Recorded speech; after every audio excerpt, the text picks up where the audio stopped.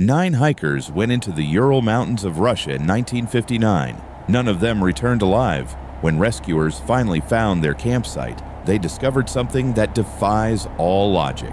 Their tent was sliced open from the inside. The hikers had fled into the freezing night, some without shoes, some without clothes. But it gets darker. Their bodies were found with injuries that no human could inflict. Broken ribs with no bruises, missing tongues, and traces of high radiation. What really happened at Dyatlov Pass? Today, we uncover the most chilling, unsolved mystery in history.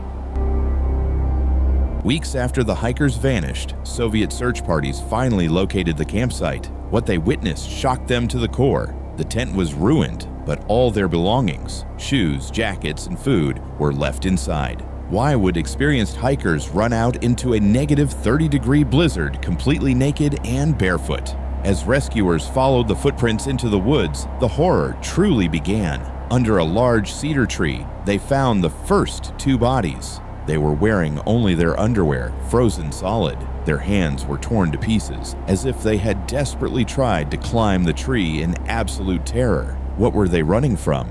But the worst was yet to come. Months later, when the snow melted, the remaining 4 hikers were discovered in a nearby ravine. Their injuries looked like a high-speed car crash. One hiker had his skull crushed. Another had fatal internal chest trauma. Yet, there were no external wounds, no bruises. It was as if an invisible massive force had crushed their bones from the inside. And most terrifyingly, one female hiker was missing her eyes, and her tongue had been completely ripped out. But the horror of Dyatlov Pass didn't stop with the bodies. When experts examined the hikers' clothing, they made a chilling discovery. The clothes were highly radioactive. Why would regular college students have lethal amounts of radiation on their winter jackets in the middle of a frozen wilderness? To make things even more suspicious, the Soviet government suddenly stepped in. They quickly closed the case, locked away the files, and classified them as top secret. The official verdict? They claimed the hikers died of a compelling natural force. But nobody believed it. Another group of hikers who were camping a few miles away on that exact same night reported seeing strange things in the sky.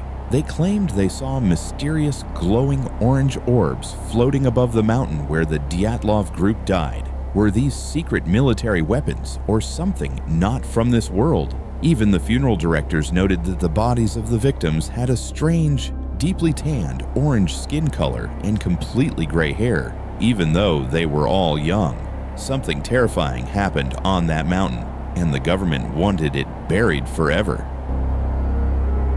Over the decades, investigators and conspiracy theorists have come up with several chilling explanations for what happened on that mountain. The first theory is the Yeti, or the mink.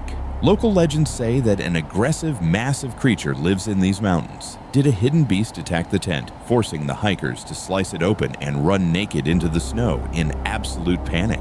This would explain why some bodies had crushed ribs and missing eyes, but it doesn't explain the radiation. The second, more realistic theory is a secret Soviet military test. Remember the glowing orange orbs seen in the sky? Many believe the hikers accidentally camped near a restricted military testing ground. A secret weapon like a thermobaric bomb or a parachute mine could have exploded above them.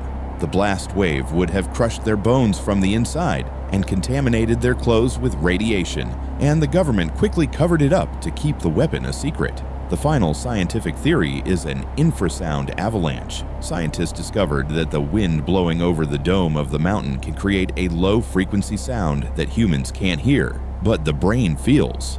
This infrasound triggers sudden, extreme terror and madness. Did the hikers suffer from temporary insanity, ripping their own tent and running into the freezing night to escape a sound that wasn't there? 67 years later, the Dyatlov Pass incident remains an open wound in the history of mysteries. We may never know if it was a beast, a bomb, or the mountain itself that took their lives. But one thing is for sure, the Ural Mountains still hold a dark secret that they refuse to share with the world. What do you think happened? Let us know in the comments below, and don't forget to subscribe to Insight Dark for more deep dives into the shadows.